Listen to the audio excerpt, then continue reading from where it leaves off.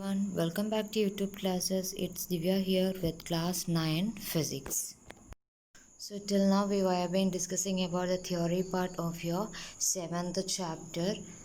With the theory of your 7th chapter is finished, only numericals are remaining. Before coming to the numericals, in your first chapter section C was remaining, that is in your first section you're having your screw gauge and vernier caliper, isn't it? So today in our class we are going to discuss about the topic screw gauge. What are the details of a screw gauge and how you are going to use it under different parts of a screw gauge. So this is what is a screw gauge.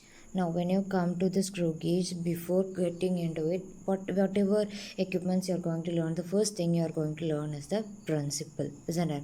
The principle for a screw gauge is nothing. It works on the principle of a screw. Okay.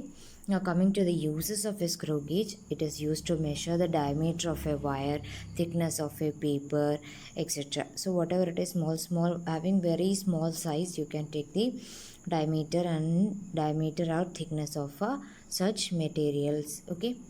Now let us come to the description, or let us come to the parts of a screw gauge. Now as you can see in the figure, it is going to have a U-shaped frame here. Okay, now after that you are having the stud here, then you are going to have the screw here. Okay, so this portion you call it as the screw, and when you get that, is all just a preliminary adjustment. The important part comes for your main scale and your circular scale. Now you can see some readings here also, isn't it? So this one will be your main scale reading and this one will be your circular scale reading or your head scale reading. Okay, circular scale reading or your head scale reading. Now this is a hollow sphere. This you can rotate using the ratchet arrangement. So this portion you call it as the ratchet. So these are the preliminary parts of a screw gauge. Now I'll tell you what are the functions of each of this, that is the main parts. Now first one is the part we call it as the ratchet. This ratchet is actually, it is to advance the screw. You can turn the screw turn this ratchet gently. Okay, you can turn this ratchet gently so that this portion will be moving accordingly in this direction or in this direction.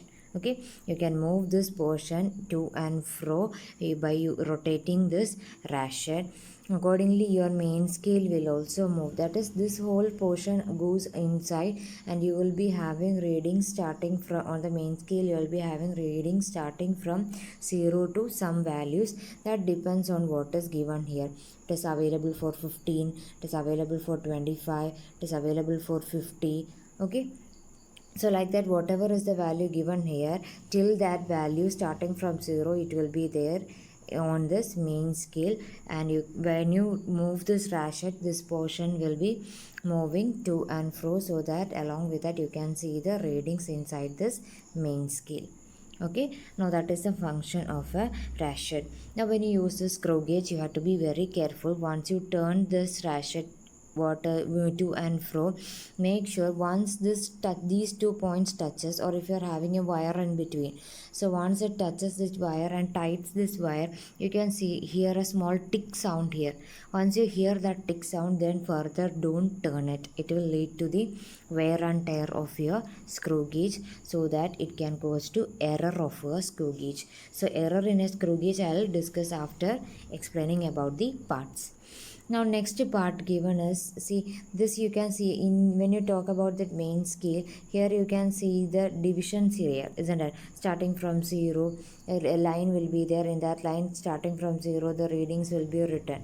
So that portion you call it actually by the name sleeve. Okay, we call it as the sleeve. Sleeve is nothing, it is a portion to mark the main scale and the baseline. Okay, so this line you call it as the baseline, and in this baseline only your markings will be given for your main scale. So that portion you call it as the sleeve. Okay, now the next part is your thimble, which now thimble is to mark the circular scale. Okay, this part you call it where it is marked the, see where you have marked the main scale, you call it as the sleeve, I told you, isn't it? Similarly, in your head scale or in your circular scale also there are markings starting from 0 to 100. Head scale or your circular scale readings are from 0 to 100. So that marking area for a circular scale you call it as thimble. Okay, you call it as thimble. Now the marking area for a main scale you call it as a sleeve, and the marking area for a circular scale or a head scale you are going to call it as thimble. Now you are having the important portions, that is your main scale and your circular scale. Now your main scale and your circular scale both are to take the readings. Okay, both are to take the readings of whatever objects you are going to keep it here, whether it be a wire, whether it be a paper, or whether it be a hair, a stripe of hair, whatever it is, whatever things you are going to keep it there for taking the reading. Main scale and combining this main scale and your circular scale only you are going to take the reading. Now one thing you have to remember is that this main scale, it can correct up to 1 millimeter. Main scale it will be corrected up to 1 millimeter, and circular scale it is corrected up to 0.01 millimeter. Got it? When you talk about the screw gauge, before going to the experiments or whatever procedures you are going to do it in your lab, first thing, whatever be the instrument, you have to find out the least count of that particular instrument. Now least count of a screw gauge is given by least count is equal to pitch divided by number of divisions on the total number of divisions on the scale. Okay, that is your circular scale. What is the number of total divisions on a circular scale or your head scale? Now you can find this pitch. You are having equation for pitch also. That is, pitch is given by pitch is equal to 1 main scale division divided by total number of divisions on your main scale. Okay, so this is how you are going to find out the pitch. So once you get the value of pitch, you can find out the least count, the pitch divided by the total number of divisions on the circular scale. So normally this on the circular scale or a head scale, the total number of division is going to be 100.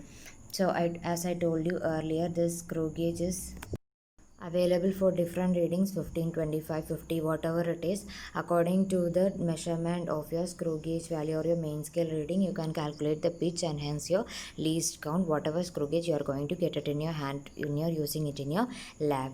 Now when you come to the screw gauge reading, next important thing is the error in a screw gauge. Now I told you it is having a main scale reading also, and it is having a circular scale reading also. So if both the zeros of your main scale and your circular scale reading is going to coincide, then it will be no zero error. So how will you coincide it?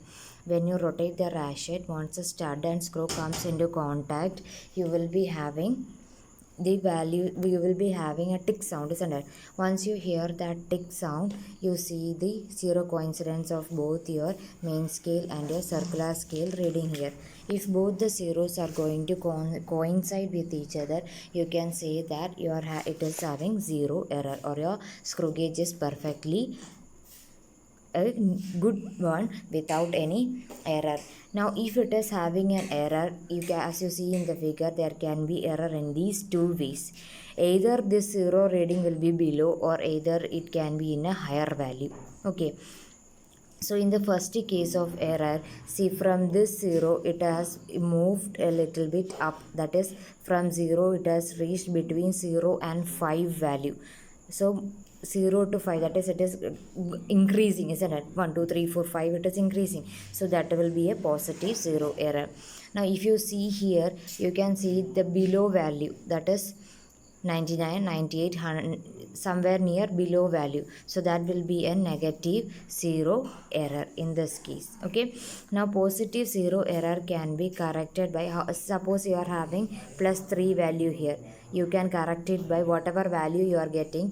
When you put a paper or a thread or whatever in between, in that value you minus 3, the error will be corrected. So here, suppose if you are having minus 3 here, in the value you are getting, you add 3 with that, so that your error will be corrected.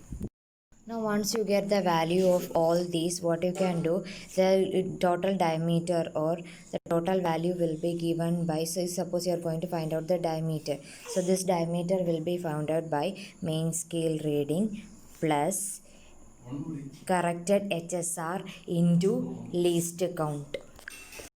So this is all about your screw gauge. If you are having any doubt, you read your textbook properly and find out whether you have any doubt. If you are having any doubt regarding your screw gauge, you put it in the comment box. So till we see in the next class with the next topic, take care. Bye bye. Thank you.